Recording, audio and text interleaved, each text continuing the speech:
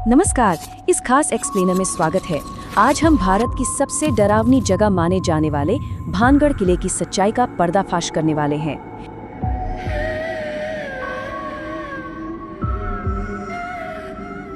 एकदम गहराई में जाकर कहानियों को तथ्यों की कसौटी पर कसेंगे और यकीन मानिए, ये सफर किसी थ्रिलर से कम नहीं होने वाला है, क्योंकि हम सिर्फ सुनी सुनाई बातों पर नहीं बल्कि ठोस वैज्ञानिक और ऐतिहासिक सबूतों पर बात करेंगे। तो शुरुआत करते हैं उस एक चीज से जो सच में वहां मौजूद है। किले के मेन गेट पर लगा वो चेतावनी बोर्ड। भारतीय पुरातत्व सर्वेक्षण यानी ASI ने साफ लिखा है कि सूरज ढलने के बाद यहाँ रुकना सख्त मना है। इसी बोर्ड को लेकर ढेरों कहानियां बनी हैं, जैसे वो मशहूर कहानी कि 3 दोस्तों ने रात में अंदर जाने की गलती की, एक सूखे कुएं में गिर गया और अस्पताल ले जाते वक्त तीनों एक एक्सीडेंट में मारे गए। लोग कहते हैं ये उस किले का सीधा सीधा श्राप है। पर देखिए, इन भूत प्रेत की बातों से पहले थोड़ा फ्लैशबैक में जाना जरूरी है। 1573 में जब राजा माधव सिंह ने इसे बसाया था ना, तो ये कोई छोटा मोटा किला नहीं था। जरा इस नंबर पर गौर किया जाए, 9000। जी हाँ, अपने पीक पर ये एक शानदार शहर था जिसमें 9000 से ज्यादा घर थे। बड़े बड़े मंदिर, मंत्रियों की हवेलियां, व्यापारियों का बड़ा सा बाजार और 7 मंजिला एक बेहद खूबसूरत शाही महल। एक पूरा जीता जागता शहर। लेकिन आज वहाँ का नज़ारा एकदम अलग है। एक बहुत ही अजीब सी आर्किटेक्चरल मिस्ट्री है वहाँ। पत्थर की मजबूत दीवारें तो अपनी जगह डटी हैं, लेकिन किसी भी घर पर छत नहीं है। सब कुछ खुले आसमान के नीचे एक खंडर है। एक ऐसी अफवाह भी है कि वहाँ कोई छत टिकी नहीं सकती, तुरंत गिर जाती है। अब सोचने वाली बात यह है कि एक पूरा का पूरा शहर जिसमें कभी 9000 घर थे, वो अचानक बिना छतों के ऐसे वीरान कैसे हो गया? अगर वहाँ के लोकल लोगों से पूछा जाए तो वो 2 सुपरनैचुरल कहानियां सुनाएंगे। पहली, बाबा बालूनाथ नाम के एक साधु की। कहा जाता है उन्होंने शर्त रखी थी कि किले की परछाई उनके घर पे नहीं पड़नी चाहिए, लेकिन महल 7 मंजिला बन गया, परछाई पड़ी और उनका श्राप शहर को ले डूबा। दूसरी कहानी तो और भी फिल्मी है। सिंघिया नाम का एक तांत्रिक राजकुमारी रत्नावती पर जादू करना चाहता था। उसने एक इत्र में काला जादू मिलाया, पर राजकुमारी ने उसे एक पत्थर पर फेंक दिया। वो पत्थर सीधा तांत्रिक पर गिरा और मरते मरते वो पूरे भानगढ़ को बर्बादी का श्राप दे गया। अब ये सब सिर्फ पुरानी कहानियां नहीं हैं। आज के टाइम में भी जो टूरिस्ट या फिल्म क्रू वहां जाते हैं, वो बताते हैं कि उन्हें सच में भयानक डर लगता है। किसी को अंधेरे में औरतों के रोने की या चूड़ियां टूटने की आवाजें आती हैं। किसी को लगता है कि कोई साया उनके पीछे पीछे चल रहा है। यहाँ तक कि एक फिल्म डायरेक्टर और पत्रकार ने तो ये दावा तक किया था कि बिना किसी खराबी के अचानक उनकी गाड़ी के ब्रेक और इंजन फेल हो गए थे। मतलब खौफ आज भी जिंदा है।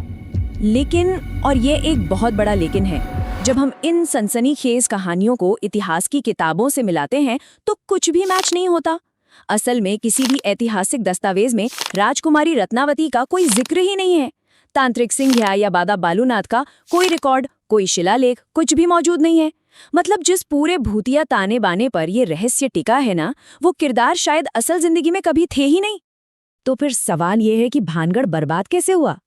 इतिहास बताता है कि इसका पतन किसी श्राप से नहीं बल्कि राजनीति और कुदरत की वजह से हुआ। 1573 में यह शहर बना, फिर धीरे धीरे इसकी चमक फीकी पड़ने लगी। 1720 आते आते आमेर के राजा सवाई जयसिंह ने इस पर कब्जा कर लिया। लेकिन शहर के पूरी तरह से तबाह होने की जो असली वजह थी वो कुछ और ही थी, और वो अंतिम प्रहार पूरी तरह से प्राकृतिक था। वो असली वजह थी 1783 का भयानक चालीसा अकाल। ये अल नीनो के कारण आया एक ऐसा खौफनाक सूखा था जिसने पूरे उत्तर भारत को हिलाकर रख दिया था। राजस्थान में तो वैसे भी पानी की किल्लत रहती है, और इस ऐतिहासिक अकाल ने भानगढ़ में जिंदा बचना नामुमकिन कर दिया। लोगों के पास शहर छोड़कर भागने के अलावा कोई चारा ही नहीं था। तो असल में भूख और प्यास ने इस शहर को खंडहर बनाया था, किसी तांत्रिक के श्राप ने नहीं। अब हम एक बहुत ही दिलचस्प मोड़ पर आ गए हैं। अगर ऐतिहासिक रिकॉर्ड में कोई भूत है ही नहीं और शहर अकाल की वजह से खाली हुआ था, तो फिर आज भी लोग वहां जाकर डर क्यों जाते हैं? वो जो पसीना आना, घबराहट होना, वो शारीरिक एहसास एकदम असली क्यों लगता है? कुछ तो है वहां। और इस कुछ का जवाब है विज्ञान। सटीक तौर पर कहा जाए तो 19 हर्ट्ज हेड्स। ये ध्वनि की यानी साउंड की एक ऐसी फ्रीक्वेंसी है जिसे हमारे कान सुन तो नहीं सकते, लेकिन हमारा शरीर इसे बहुत ही गहराई से महसूस कर सकता है। इसे इंफ्रासाउंड कहते हैं और यकीन मानिए ये डरावने रहस्यों को सुलझाने की सबसे बड़ी चाबी है। चलिए इसे एक असली घटना से समझते हैं। 1980 में विक टैंडी नाम के एक ब्रिटिश इंजीनियर अपनी लैब में काम कर रहे थे। अचानक उन्हें बहुत तेज घबराहट होने लगी, पसीना आने लगा और ऐसा लगा जैसे कमरे में कोई भूत है। फिर अचानक उनकी नज़र एक हिलती हुई फॉइल पर पड़ी। जब जांच की गई तो पता चला कि वहां हाल ही में लगा एक नया पंखा बिल्कुल 19 हर्ट्ज की इंफ्रासाउंड पैदा कर रहा था। जैसे ही पंखा बंद हुआ, वो अजीब सा डर और वो भूत दोनों तुरंत गायब हो गए। अब इसी साइंस को भानगढ़ पर रखकर देखते हैं। जब तेज हवा उन बिना छत वाले खंडर हो चुके पत्थरों के बीच से गुजरती है ना, तो वो पूरा किला एक बहुत बड़े नेचुरल इंफ्रासाउंड जनरेटर में बदल जाता है। इसके अलावा भानगढ़ सीस्मिक जोन 4 में आता है। इसका मतलब है कि जमीन के नीचे लगातार हल्की हल्की हलचल और पत्थरों के खिसकने की घटनाएं होती रहती हैं। ये दोनों चीजें मिलकर ऐसी लो फ्रीक्वेंसी तरंगे बनाती हैं जो सीधा हमारे दिमाग में डर पैदा करती हैं। इस बात को पुख्ता करने के लिए 2008 का द हॉन्ट प्रोजेक्ट्स देखना चाहिए। रिसर्चर्स ने कुछ लोगों को एक बिल्कुल खाली सफेद कमरे में बैठाया। वहां सिर्फ इलेक्ट्रोमैग्नेटिक फील्ड और इंफ्रासाउंड चालू कर दिया गया।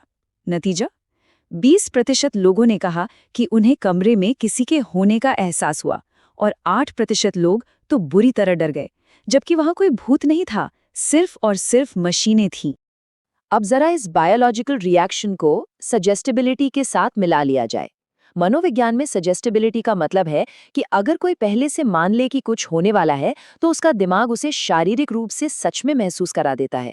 अब कोई इंसान इंटरनेट पर 100 भूतिया कहानियां पढ़कर भानगढ़ जाएगा तो उसका दिमाग पहले ही डरा हुआ है।